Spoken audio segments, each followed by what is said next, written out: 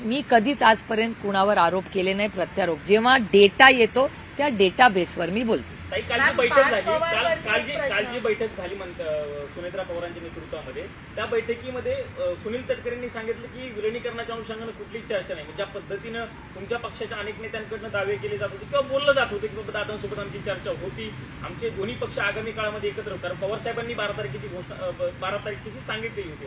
सुनील तटकरे म्हणतात आता कुठल्याही पद्धतीची चर्चा नाही. अर्थ घ्यायचा आहे की विलिनीकरणाची चर्चा आता गुंडाळली. मी तुम्हाला एक गोष्ट सांगू का, माझा भाऊच राहिला नाही, आता दादाच नाही राहिला.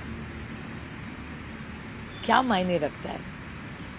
त्याचं दुःख, दादांनी घेतलेले निर्णय, दादाची स्वप्न ही दादाबरोबरच गेली. आणि आज माझा भाऊच नाही राहिला, त्याच्यामुळे आज कोण काय म्हणतंय मला काय फरक पडतो, मला खरंच सांगा. नरेश अरोरा हे त्या पक्षाचे सल्लागार आहेत, त्यांना राज्यसभा दिली जाणार असल्याची या बातम्या येत आहेत.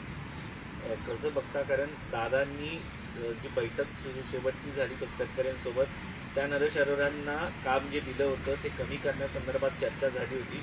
आता त्याच अरोरांना राज्यसभा मिळणार असं सांगितलं जातं. आजच्या सकाळच्या वर्तमानपत्रात संभाजीनगरला ती बातमी आली आहे असं अनेक चॅनल्सवर सांगण्यात आलंय. म्हणजे ते आता त्यांच्या पक्षाने कुणाला कुठलं काय पद द्यायचं हा त्यांच्या पक्षाचा अधिकार आहे ना. एका सशक्त लोकशाहीमध्ये त्यांनी ठरवायचं कुणाला काय द्यायचं, तो त्यांचा अंतर्गत विषय आहे त्यांच्या पक्षाचा. मॅम, पार्थ पवाराबद्दल एकतर ज्या प्रकाराने जे ॲलिगेशन्स त्यांच्या अगेन्स्ट येत आहेत, तसंच हेही बघितलं जातं ते कुठे ना कुठे फोरफ्रंटवर आहेत.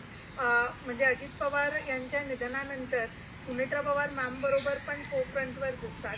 तर एक नैतिकता म्हणून कुठे ना कुठे एक अकाउंटेबिलिटी फिक्स होते, ती दिसून येत नाही, हेही कुठे समजतं.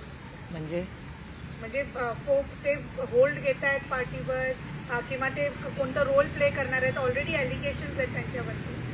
एक हा प्रश्न. बरोबरच सरकारचा पण कुठे ना कुठे प्रेशर आहे का या पूर्ण सुनेत्रा पवार आणि अजित पवार या फॅमिलीवरती? कारण की पहिले नरहरी झिरवळ, इव्हन पार्टीवरती पहिले नरहरी झिरवळ आणि आता हा अहवाल. मला खरंच याच्यावर काही फार बोलता येणार नाही, कारण का हा त्यांचा सगळ्यांचा तो अंतर्गत प्रश्न आहे. त्यांचे मित्रपक्ष त्यांनी सगळ्यांनी काय करायचं हा त्यांचा अंतर्गत प्रश्न आहे ना. त्याच्यात मी कसं ढवळाढवळ करणार. आणि एका सशक्त लोकशाहीमध्ये प्रत्येकाने काय निर्णय घ्यायचा, काय करायचं, तो अधिकार संविधानाने त्यांना दिलेला आहे. त्याच्यामुळे तो त्यांचा इंटरनल इश्यू आहे. दादांच्या अपघाती निधनाला आता जवळपास 20 दिवस पूर्ण होत आले, पण प्राथमिक जो अहवाल असतो चौकशीचा किंवा नेमकं काय झालं हे कुठल्याही पद्धतीनं